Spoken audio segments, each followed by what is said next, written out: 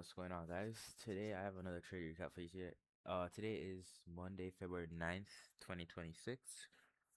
First trading day of the week. Second second week of the month. So we're starting this month off really well. And that's a testament to last month because last month was honestly really bad. So yeah, without further ado, let's just delete everything. As you say, start with a naked chart as always, and let's just get straight into it. Now, coming into the day, I did have sort of a neutral bias, and here's why.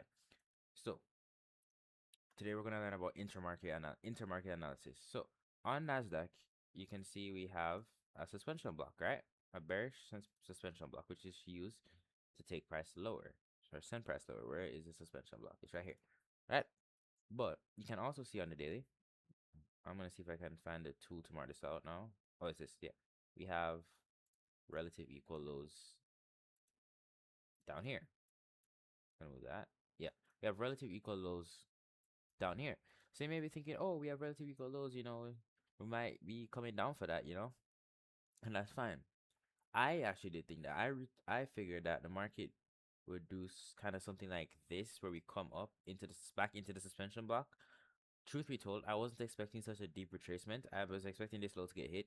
Well, if we did get a retracement, it would be into the suspension block and then towards the sell side liquidity pool.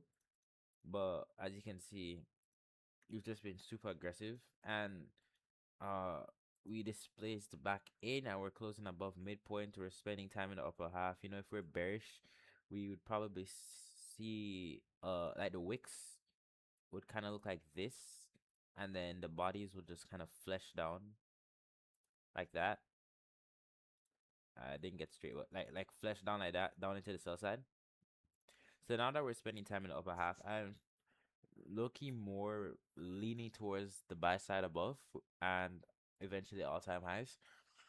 Another reason for that is because look at the Dow Jones, right? We have Dow Jones, and you can see that we're displacing through all-time highs. Dow has been making all-time highs. Dow has been the Dow Jones has been at its all-time highs. Um, and you see every time we make a new high, we kind of displace through it. Consolidation into displacement, leaving a fair value gap. I'm expecting this to send us higher. Um, I'm watching this fair value gap for the next day or two, just to see how we do it. I'll treat this as a condition if we inverse this, and obviously I'm bearish on YM and stuff. But yeah, remember these markets are all like kind of interconnected in a sense. So if the Dow is gonna be bullish, Nasdaq will follow. Same with not just all then S&P. Now you see I have an eye right here. I had an eye right here. I was watching this sell side liquidity pool down here and this sell side liquidity pool down here. So you see how ES came down, failed to displace through the low. I'm noting that. I'm watching that. You see how we end up sweeping this low. Sell stops, buy stops resting up down here. We come down. Anyone wants to go break out short right here on these lows? All right, because people are treating this right here as a resistance zone, right? They have their rectangle marked out and they're saying, oh yeah, this is support to take us higher. So when they're seeing that we're displacing, they see that we're displacing lower, displacing lower, displacing lower, and this kind of opens and trades down. Once they're seeing that this is displacing lower, they're like, oh my god, we're gonna break support. So they're thinking, oh my, like we're gonna break support. We're gonna break support, using resistance to take us lower. I'm I'm not falling for that BS. I'm seeing this as how it is that they're triggering shorts in here and we run it against them. Perfect. Perfectly. So we run it against them and ES is expanding rapidly towards its buy side. I should actually have this one marked on instead. The highest one. Which is all-time highs. So both Dow and ES are working at all-time highs basically, or towards their all-time highs. So I'm using this as kind of like a condition. Although I'm expecting this to fail, this suspension block to fail, and be used as support to take us higher. One last thing, real quick. Trade recap will be fast. Uh, dollar index at time is expanding lower. So usually when the dollar is bearish, Oh yeah, sorry. Usually when the dollar is bearish, um, NQ and its other and the other indices would likely be bullish. I also have this as a fun fact. Biden inauguration in 2021, dollar was booming, and then Trump's inauguration, the dollar is kind of falling off a bit, but it should get back up eventually. Um, I don't think it's gonna be like that forever. The economy is just in a kind of weird state right now. That's for anyone who wants to ask. Anyways, so back to Nasdaq. That's my daily bias, right? So I'm gonna delete this. What do I do every day, every single morning, and every single video I make? You see me do this. The first thing I do. Where's my 830? Where's my 830 open, and where's my midnight open? Midnight open in price is here. It's midnight opening price. Where's the 830 opening price? That is somewhere down here, right here. Correct. Where's the thing to edit it? I'll just that. Oh, it's over here. Okay, cool. 8:30 open, midnight open, right? Now we're gonna go on to regular trading hours for a moment because this is something I have learned to call the trifecta.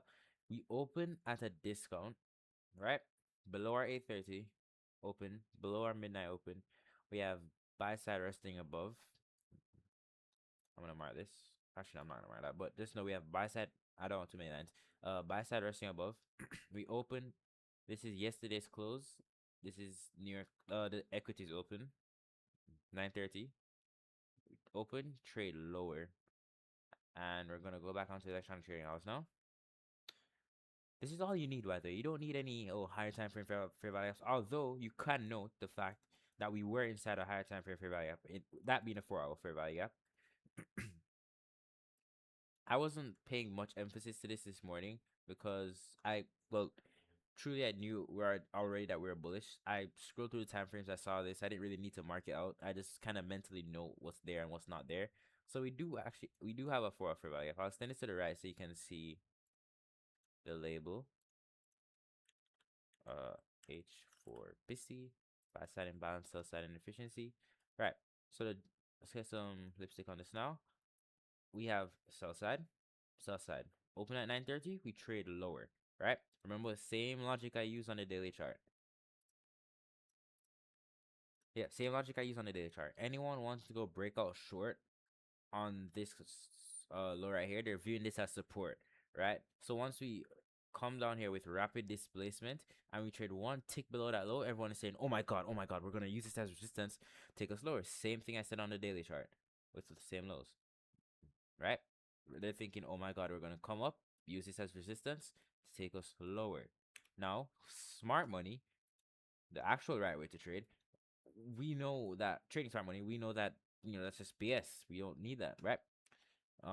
We come down, sweep this low. This is our London low, I'm pretty sure. Right, yeah, that was our London low. As soon as I see this, I'm going on to a 1 minute chart because this is the this is the juiciest thing I've ever seen. Now, let's learn about entry confluences because today there was looking a lot. I'm gonna delete this out for a bit as well. Today there was a lot of opportunities to get into the market early. My target for the day was London High, which was no, this is not London High, sorry. This minor buy side liquidity pool. I'm pretty sure. Yeah, London High is all the way up here, which is in hindsight I could have targeted, but I don't really need as much as I'm going for in that sense. I only need as much as I'm going for, and I go for low hanging fruit instead of base hits. I just move that thing again, didn't I? Okay, cool. Kind of all over the place. Buy side liquidity, cool. So we have first piece of the puzzle, inverse fair value gap right here. I'm going to show my entry and then I'm going to show how you could have gone into the market. I was going to enter on this right here. Truth be told, I didn't really trust this until we got displacement, and I'm going to teach you guys about breaker blocks, right? So this is a formation in the market, right? We have a low, we put in a high, we have a lower low, taking out this low, taking out sell side, engaging sell side, and then a higher high. As soon as we trade back above this bearish candle right here, I'm marking a breaker. And use all the up close candles on the way up, draw that through, That is my bullish breaker.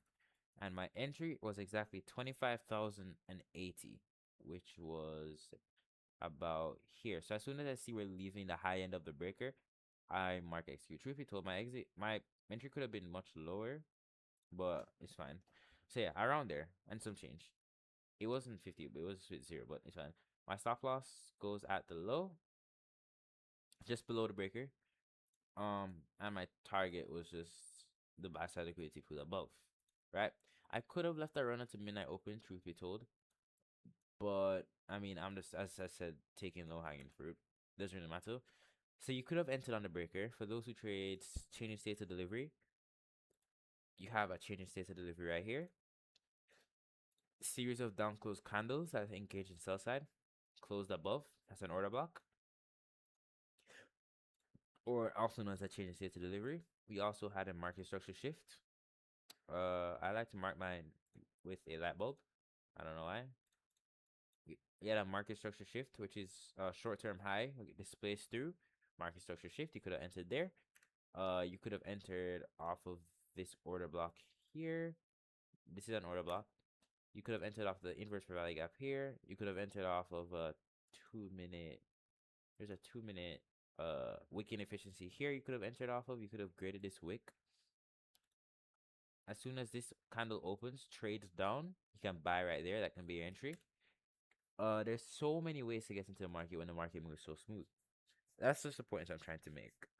Anyways, so yeah, that's pretty much the trade for today. I'm up a good amount. I broke consistency, unfortunately, but it's fine. It happens. So tomorrow we'll be back, obviously, and we'll make more money. And yeah, thank you guys for watching.